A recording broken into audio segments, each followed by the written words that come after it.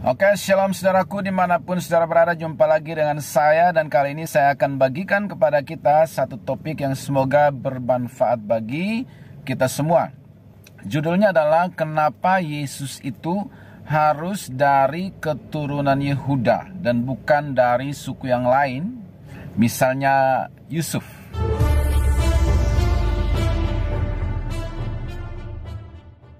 Ya. Nah, kita akan bahas dan saya akan jelaskan kepada kita karena saya menemukan clue-nya atau alasannya. Nah, kenapa bukan Yusuf? Ya, kalau kita mau bicara soal ideal untuk katakanlah secara manusia, kemudian dari keturunannya akan lahir seorang juru selamat, ya, harusnya mungkin Yusuf itu lebih ideal atau lebih cocok. Karena dia tidak punya cacat tanda kutip, nyaris sempurna. Ya, dia anak yang baik, dekat dengan papa mamanya, kesayangan orang tuanya. Ya, kemudian dia sudah mendapat mimpi yang besar untuk menjadi pemimpin di masa depan. Kemudian akhirnya mimpi itu terwujud dengan skenario yang berliku-liku. Dia menjadi Perdana Menteri di Mesir dan lewat itu dia bisa menyelamatkan keluarganya dan juga bangsa Mesir sekaligus. Ya. Nah, kenapa bukan dia atau dari suku Yusuf lah kemudian lahir juru selamat? Karena memang track recordnya nyaris sempurna, bersih. Ibarat kalau kita ingin cari pemimpin yang ideal kan track record itu penting. Nah, Yusuf sebenarnya memenuhi syarat secara track record. Tapi Yesus tidak lahir dari suku Yusuf. Yusuf juga terlahir dari istri yang dicintai oleh Yakub, yaitu Rahel. Ya. Nah, tapi realitanya bahwa Yesus justru lahir dari keturunan Yehuda, ya, yang pertama lahir dari istri yang sebenarnya tidak dicintai, itu Lea, anak keempat daripada Lea. Kemudian Yehuda itu juga terlibat dalam konspirasi atau persekongkolan untuk membunuh Yusuf pada waktu itu, dan akhirnya mereka sepakat untuk melemparkannya ke sumur dan menjualnya menjadi budak di Mesir.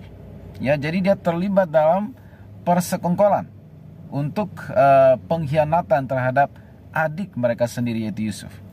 Kemudian berikutnya lagi, setelah peristiwa mereka berhasil menjual Yusuf, kemudian menipu ayah mereka bahwa Yusuf sudah mati. Di situ dikatakan bahwa nanti saudara bisa baca di kitab Kejadian. Di situ dikatakan bahwa setelah peristiwa ya mereka menjual Yusuf, Yehuda pergi meninggalkan saudara-saudaranya. Ya, jadi tadi saya ulangi, yang pertama tadi dia lahir bukan dari istri yang dicintai, tetapi dari Lea. Kemudian dia terlibat persekongkolan untuk mengkhianati Yusuf. Kemudian setelah peristiwa itu dikatakan dia pergi meninggalkan saudara-saudaranya, lalu menikah dengan seorang Kanaan. Jadi istrinya pun bukan orang Israel, orang Israel, tapi orang Kanaan yang adalah notabene belum percaya Tuhan. Ya, dia menikah dengan seorang Kanaan. Sudah 3 track recordnya yang sebenarnya tidak ideal atau tidak memenuhi syarat. Lebih dahsyat lagi atau lebih parahnya lagi, ya, dia setelah menikah dengan orang Kanaan ini, dia punya 3 anak laki-laki. Lalu dia mengambil Tamar untuk diberikan kepada anaknya yang pertama bernama Er untuk menjadi istrinya. Jadi Er menikah dengan Tamar, tapi tidak lama kemudian si Er ini mati. Ya, mati karena dikatakan dia jahat di mata Tuhan. Lalu si adiknya bernama Onan disuruh untuk menikahi Tamar supaya dapat keturunan menggantikan abangnya yang sudah mati. Ya, tetapi si Onan dikatakan bahwa dia tidak, waktu tidur dengan Tamar, dia membiarkan air maninya terbuang, ya, sehingga itu juga jahat di mata Tuhan. Kemudian Onan pun dibunuh. Ya, jadi si Tamar ini janda lagi, ya saudaraku. Nah, kemudian Yehuda tidak langsung memberikan Tamar kepada adiknya Onan tadi, anak yang ketiga, yaitu Sela, karena menganggap bahwa dia masih kecil. Jadi si Tamar disuruh pulang ke rumah orang tuanya.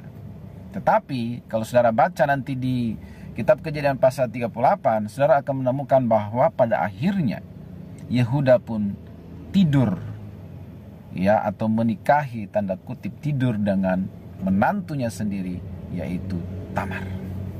Jadi sempurnalah track record yang buruk dari seorang Yehuda. Bagaimana Yesus bisa terlahir dari suku Yehuda yang nenek moyangnya itu track recordnya begitu, ya, bukan dari istri yang dicintai, terlibat persekongkolan dengan saudara-saudara yang lain untuk mengkhianati Yusuf, menikah dengan seorang Kanaan, seorang yang tidak percaya Tuhan, dan meniduri menantunya. Ya, nah, kenapa? Nah, cluenya saudaraku ternyata ada di dalam Kejadian pasal 49 ayat 8 sampai 12. Kenapa Yesus tetap harus terlahir dari suku Yehuda sekalipun track recordnya begitu, ya. Di dalam Kejadian 49 ayat 8 sampai 12 ini, ketika Yakub menjelang hari tuanya akan meninggal, dia memanggil 12 anaknya dan dia mendoakan dan bernubuat kepada mereka. Dan ketika sampai di Yehuda, ini yang dia katakan. Ayat 8. Dia katakan begini, Yehuda, engkau akan dipuji oleh saudara-saudaramu, tanganmu akan menekan tengkuk musuhmu, kepadamu akan sujud anak-anak ayahmu. 9. Yehuda adalah seperti anak singa. Setelah menerkam, engkau naik ke suatu tempat yang tinggi, hai anakku. Ia meniarap dan berbaring seperti singa jantan atau seperti singa betina. Siapa yang berani untuk menaklukkannya? 10. Tongkat kerajaan tidak akan beranjak dari Yehuda ataupun lambang pemerintahan dari antara kakinya, ya, sampai dia, Yesus juru selamat, datang yang berhak atasnya, maka kepadanya akan takluk bangsa-bangsa. Ia akan menambatkan keledainya pada pohon anggur pilihan.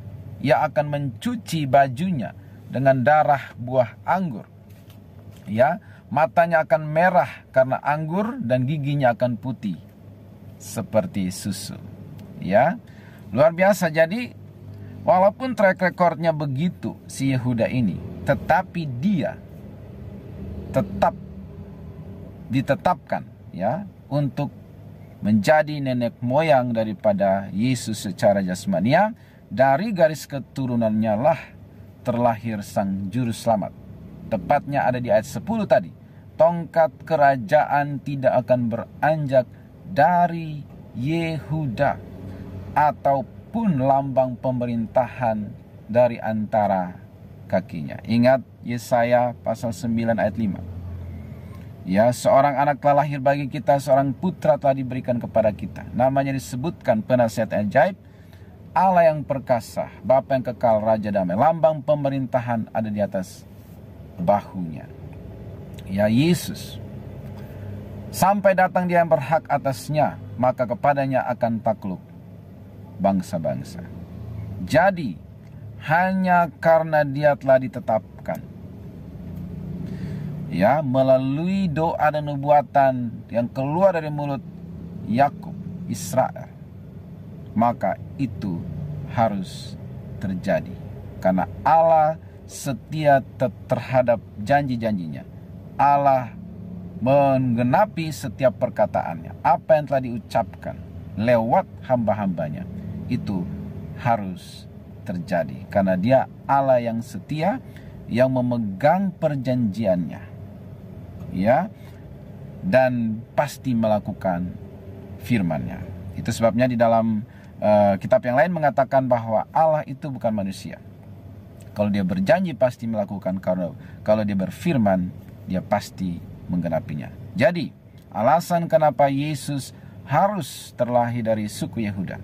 Karena dia sudah ditetapkan, sudah dinubuatkan sejak di dalam Kejadian pasal 49 yang diucapkan oleh ayahnya Yakub, yaitu Israel. Dan di dalam Wahyu juga mengatakan Yesus disebut singa dari Yehuda. Semoga topik ini bermanfaat bagi kita semua. Jangan lupa membaca Alkitab. God bless you.